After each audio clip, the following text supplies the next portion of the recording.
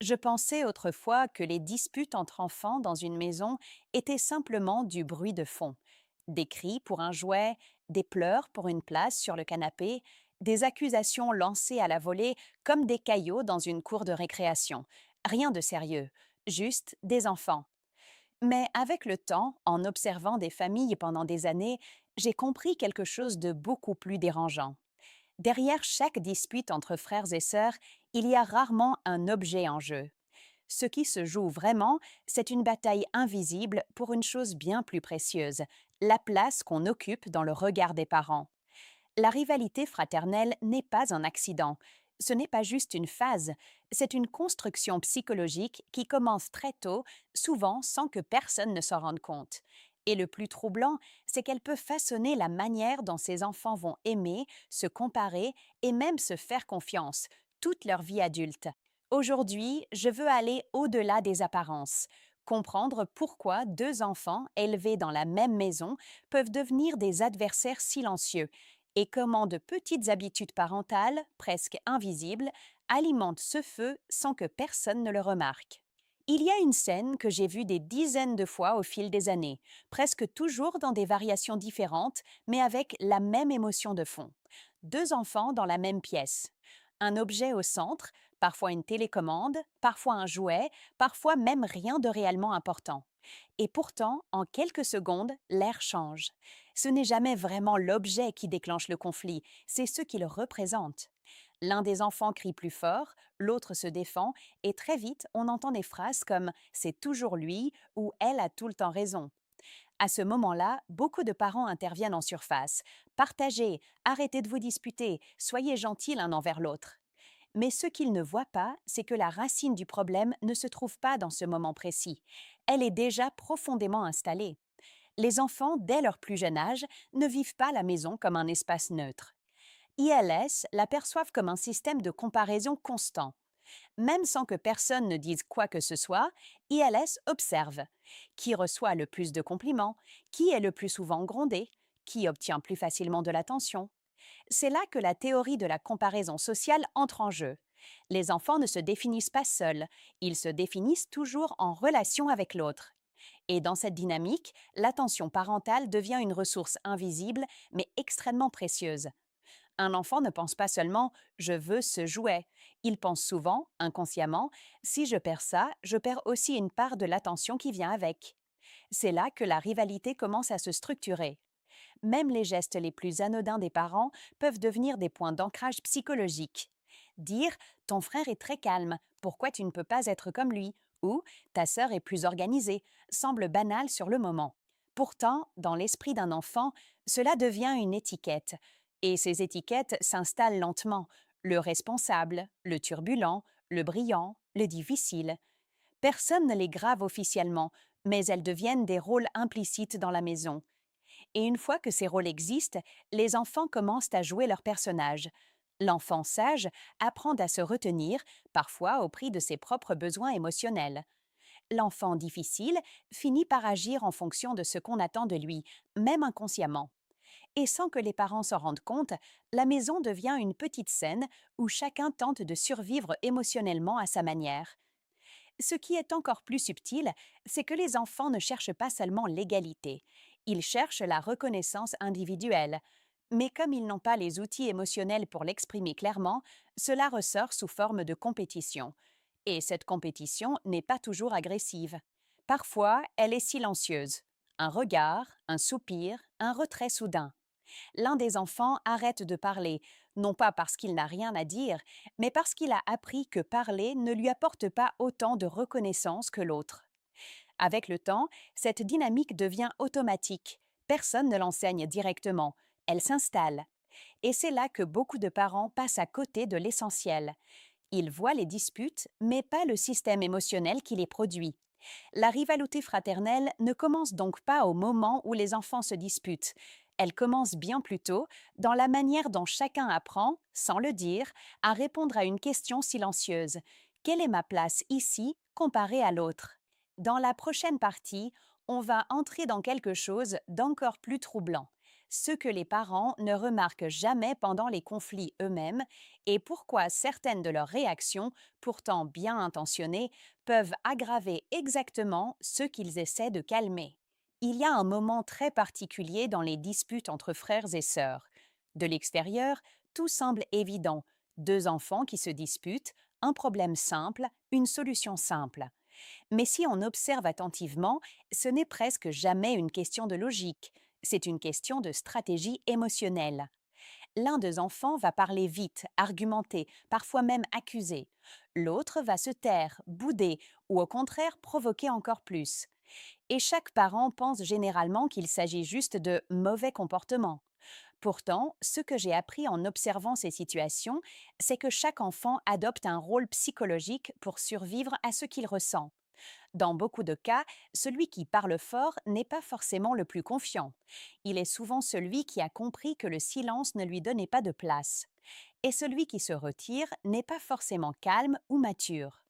Il est parfois celui qui a appris que s'exprimer ne changeait rien, alors il se protège en disparaissant émotionnellement.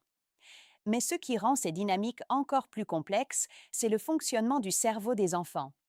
Le cortex préfrontal, cette partie responsable du contrôle des impulsions et de la régulation émotionnelle, n'est pas encore totalement développé.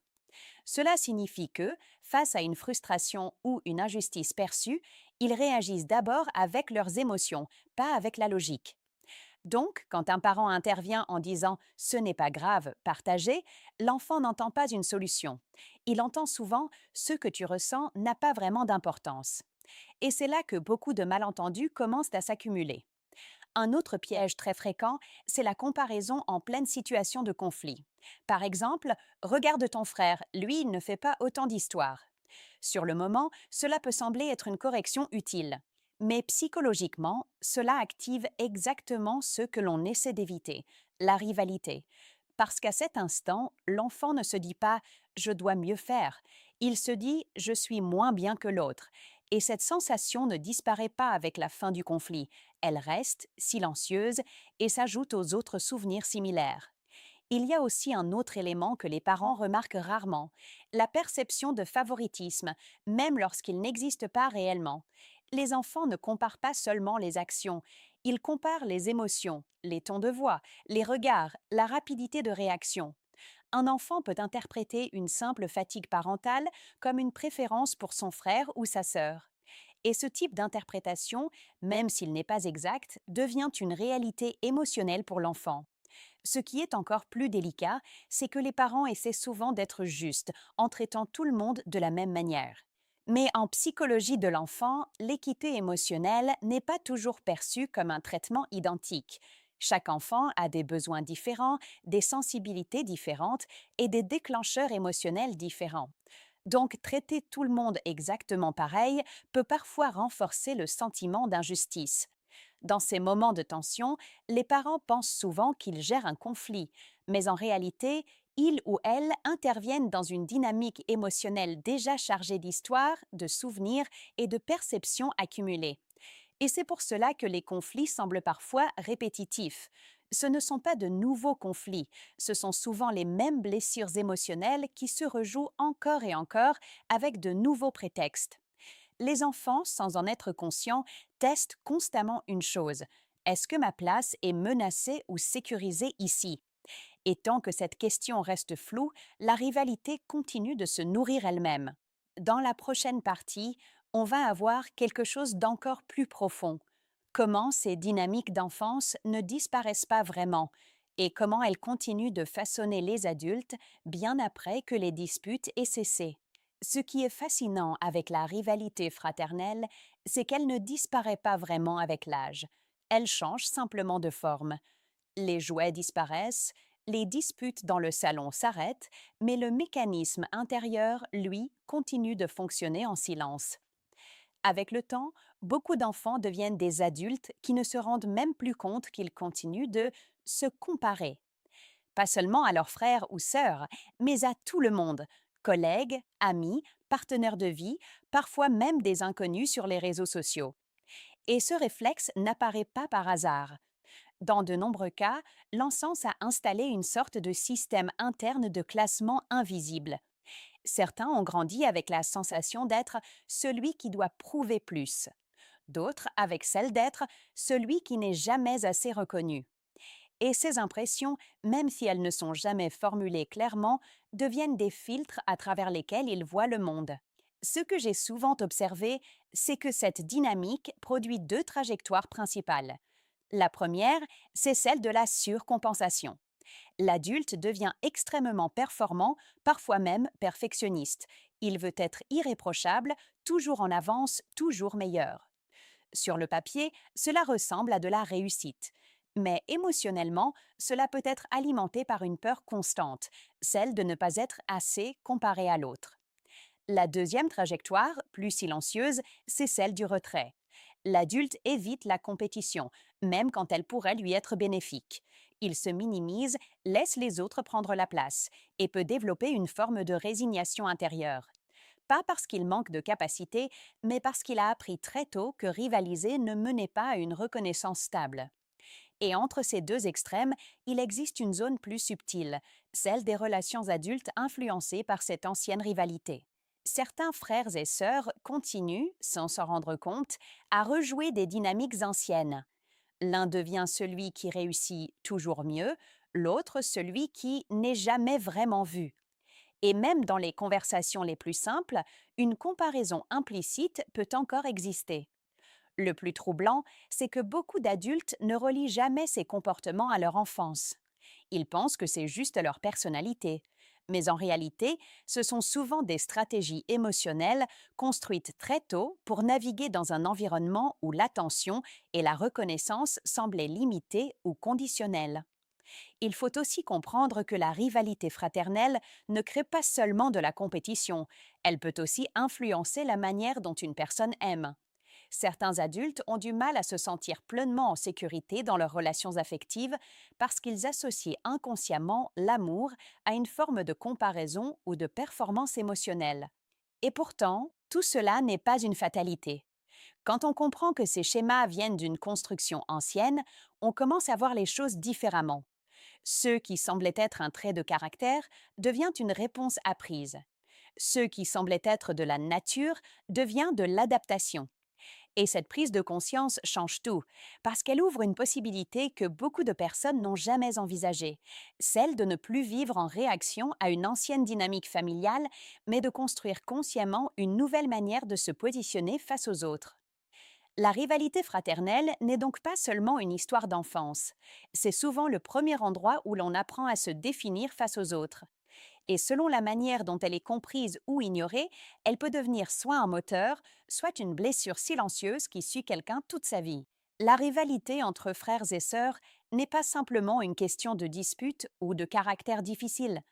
C'est un système émotionnel construit très tôt, souvent renforcé sans intention, et qui peut influencer profondément la manière dont une personne se voit et se compare aux autres à l'âge adulte. Mais la bonne nouvelle, c'est que comprendre ce mécanisme change déjà la façon dont on le vit. Si vous avez grandi avec ce type de dynamique ou si vous l'observez aujourd'hui autour de vous, partagez votre expérience en commentaire. Je prends toujours le temps de lire et je peux même répondre personnellement à certaines histoires. Et si cette analyse vous a parlé, likez la vidéo, partagez-la avec quelqu'un qui pourrait en avoir besoin et abonnez-vous. Parce qu'ici, on ne parle pas seulement de parents et d'enfants, on parle de comprendre ce qui nous façonne vraiment.